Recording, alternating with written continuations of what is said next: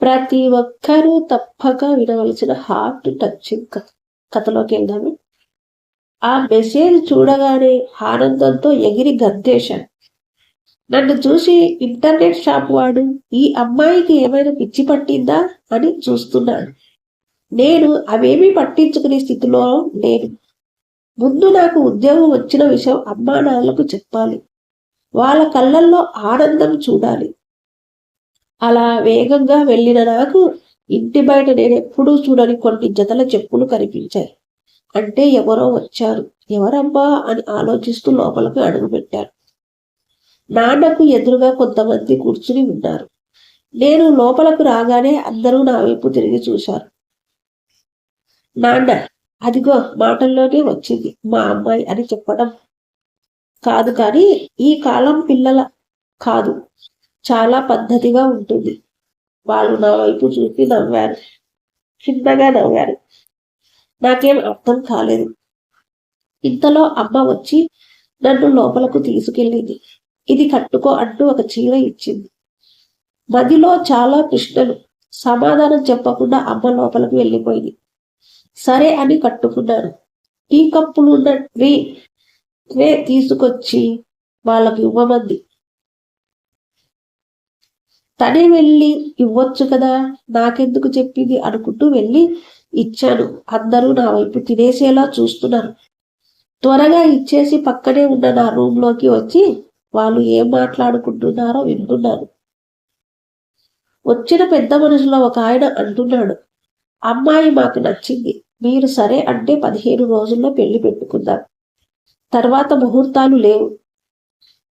నాన్న, మీరెలా అంటే అలా. మాకు అబ్బాయి నచ్చాడు. ఒక క్షణం నాకు ఏం విన్నానో అర్థం కాలేదు.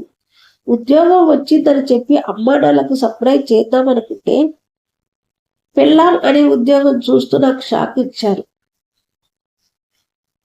అయినా నాన్న అబ్బాయి నచ్చాడు అని చెప్పేశాడు. ఏంటి, నేను అసలు తనని సరిగ్గానే చూడలేదు. నా ఇష్టంతో పని లేదా? వాళ్ళు వెళ్ళిపోయాక అమ్మ నాన్న వచ్చి మంచి సంబంధం కుదిరింది.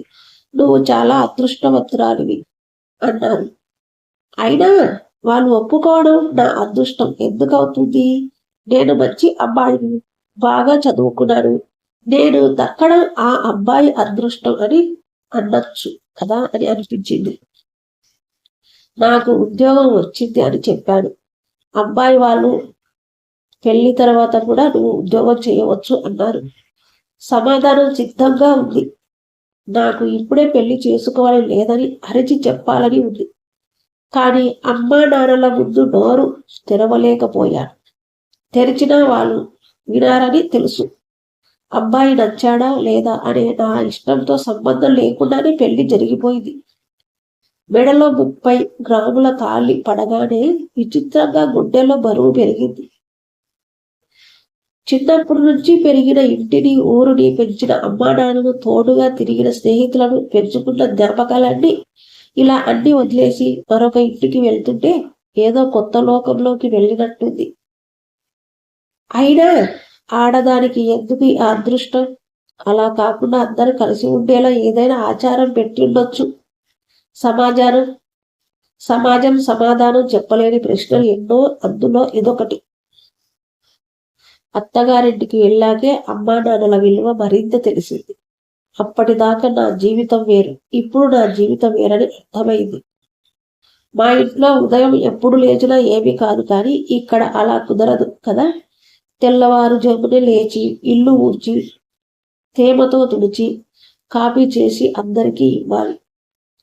మొదట్లో అలవాటు లేని పని కదా. ఇల్లు ఊడుస్తుంటే నడుము నొప్పి ఎవరికీ కనబడకుండా జండు బాం రాసుకునేదాన్ని. ఇంట్లో అమ్మ ఒక్కటే ఎలా చేసుకునేది అన్ని ఆలోచిస్తుంటే అమ్మ మీద ప్రేమ రెట్టింపయింది. చాలాసార్లు అమ్మ నడుము నొప్పి అంటుంటే ఎప్పుడూ ఉండేదే కదా అనుకునేదాన్ని, కానీ నేనొక ఇల్లాలిని అయ్యాకే ఆ కష్టం అర్థమైంది. ఇంకా వంట అంతగా ఎక్కువ రాకపోయినా ఏదో యూట్యూబ్ చూస్తూ అమ్మతో ఫోన్లో మాట్లాడుతూ మెల్లగా చేయడం మొదలుపెట్టాను.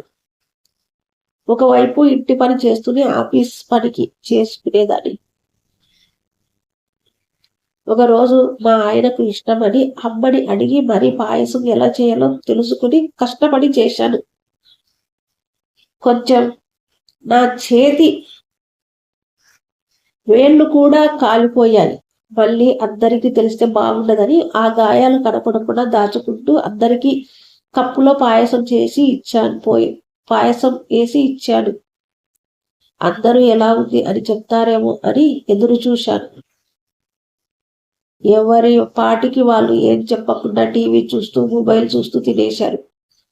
సరే, చెప్పడం మర్చిపోయారేమో అని తర్వాత ఎలా ఉంది అని ఆయన్ని అడిగితే బాగుంది అనే ఒక్క మాటతో తెగగొట్టేశారు. అదే మాట నేను అడగకముందు చెప్తే చాలా బాగుండేది అని మనసుకు అనిపించింది. ఎంత కష్టపడి చేసినా ఒక చిన్న ప్రశంస దొరికితే ఆ కష్టాన్నంతా మర్చిపోతాం కదా. నాన్న కోసం ఒకసారి ఉప్మా చేశా. ఆ రోజు నాన్న ఆనందం చూడాలి, నా కూతురు నా కోసం ఉప్మా చేసిందని మా బంధువులకు చెప్పుకుని మరీ సంతోషించారు. ఆయన భర్త బాగా చూసుకోగలడేమో కానీ ఎప్పటికీ నాన్నలా మాత్రం చూసుకోలేడని అర్థమైంది. తర్వాత చేతికున్న గాయాలు చూశారు. వెళ్ళి ఫ్రిడ్జ్ పక్కన కంపౌండ్లో ఆయింట్మెంట్ ఉంటుంది, వెళ్ళి రాసుకో అన్నారు. బయటకు నవ్వినా మనసులో మాత్రం చేతికి తగిలిన దానికంటే పెద్ద గాయమే అయ్యింది.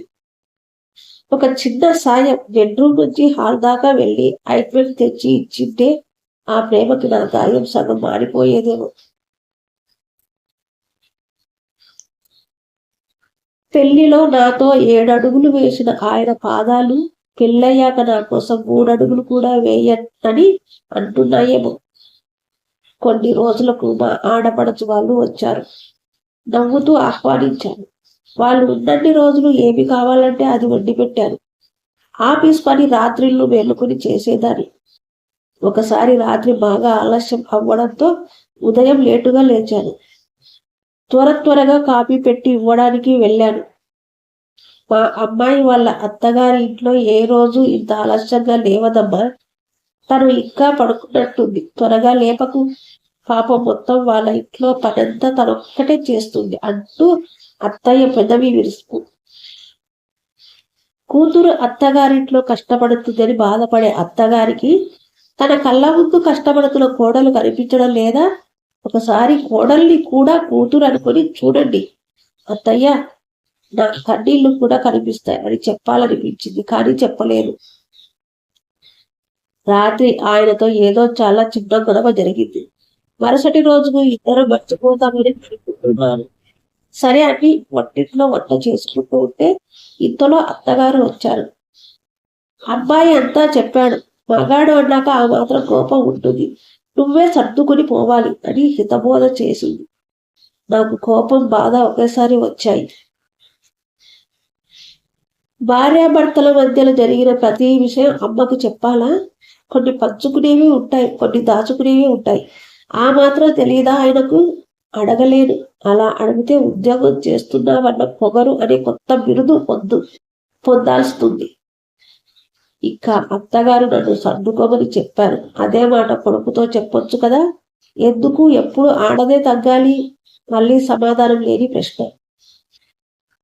ఒకరోజు ఆయన ఆఫీస్ నుంచి ఆలస్యంగా వచ్చారు. ఆయన కోసం తినకుండా ఎదురు చూస్తున్నాను. వచ్చాడు, భోజనం పెట్టడా అని అడిగా. బయట తినేసి వచ్చా అని చెప్పి వెళ్ళి పడుకుండిపోయాడు. కనీసం ఒక్క మాట నువ్వు తిన్నావా అని అడిగితే ఎంత సంతోషపడిపోయేదాన్నో. ఏం చేయలేము, కొన్ని అంతే. ఇంకో రోజు ఆయన అత్తయ్య మామయ్యలతో ఏదో మాట్లాడుతున్నారు. కొత్త వ్యాపారం గురించి అనుకుంటా. వెళ్ళి పక్కనే నిలబడ్డాను. నాకు ఒక ఐడియా వచ్చింది, అదే చెప్పాను. ఆడపిల్లవి ఇవన్నీ నీకేం తెలుసు, లోపలికి వెళ్ళు.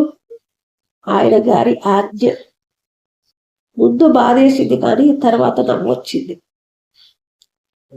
ఈ మగాళ్లకు అన్ని విషయాలు తెలిస్తే వాళ్ళని కన్నా ఆడవాళ్ళకు ఏమీ తెలియదా? చాలా రోజుల తర్వాత స్నేహితులు ఫోన్ చేశారు. అన్నీ మర్చిపోయి నవ్వుతూ చాలాసేపు మాట్లాడుకున్నాం. ఫోన్ ఇలా ఈకలు పక్కపక్కలు, మా ఇంట వంట లేవు. ఆడపడచ్చు తెప్పి పడుపు. అప్పటి నుంచి ఎవరితో అయినా ఫోన్లో కాసేపు మాట్లాడాలంటే భయం. మరొక రోజు ఆఫీస్ నుంచి బాగా లేట్ అవడంతో సహోద్యోగి బండి మీద డ్రాప్ చేశాడు. ఇంట్లోకి అడుగు పెట్టగానే ఈ మధ్య మగాళ్ళతో తిరుగుళ్ళు ఎక్కువయ్యాయే. ఆయన వదిలిన చిన్న మాట నా మనసుని 1000 ముక్కలు చేసింది. తరువాత కోపంలో ఊరికే అలా అన్నాను అని ఆయన సర్ది చెప్పినా ఆ పగిలిన ముక్కలు అత్తుకోలేకపోయాయి. జీవితాంతం నిన్ను చూసుకుంటాను అని నమ్మకంగా చేసిన పెళ్లి ప్రమాణం ఒట్టిదేనేమో.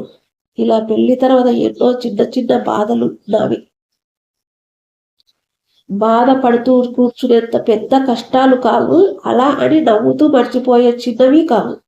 గట్టిగా నవ్వకూడదు, ఇష్టమైనవి చూడకూడదు, త్వరగా లేవాలి, అన్ని పనులు చేయాలి, మగ స్నేహితులు ఉండకూడదు, ఖాళీగా కూర్చోకూడదు, జీతం మొత్తం మొదటి రోజే ఆయనకి ఇచ్చేయాలి, ప్రతి పైసాకు లెక్క చెప్పాలి, ఇంట్లో ఉండాలి, ఇంటి విషయాల్లో తలదూర్చకూడదు, ఇలా ఎన్నో రూల్స్ అన్నీ పాటించాలి. అప్పటిదాకా తాళి అంటే గుండెల మీద బరువు మాత్రమే అనుకున్నా. కానీ కాదు, ఎవరికో నచ్చినట్టు సృష్టించిన ఇంకో జీవితాన్ని తెచ్చిపెట్టుకున్న అరువు. నిజమే, ఆడదాని జీవితం రైలు పట్టాలు లాంటిది. పెళ్లికి ముందు జీవితం, పెళ్లికి తర్వాత జీవితం రెండు పక్క పక్కనే ఉంటాయి, కానీ ఎప్పటికీ కలవవు. ఇది నా కథ కాదు, నాలాగే ఉన్న ఎంతో మంది పెళ్ళైన ఆడవాళ్ళ వ్యధ. తప్పించుకోలేనిది, తప్పుకోలేనిది, ఓడ్చుకుంటూ ఈదుకుంటూ దాటాల్సిందే. ఇంతకీ నా పేరు చెప్పలేదు కదా, ఆమని. ఉంటానండి, ఉదయం అయింది, ఇల్లు ఊడ్చి వంట చేయాలి. ఈ కథ కనుక మీకు నచ్చినట్లయితే లైక్ చేసి షేర్ చేసి సబ్స్క్రైబ్ చేయడం మాత్రం మర్చిపోకండి. Thank you.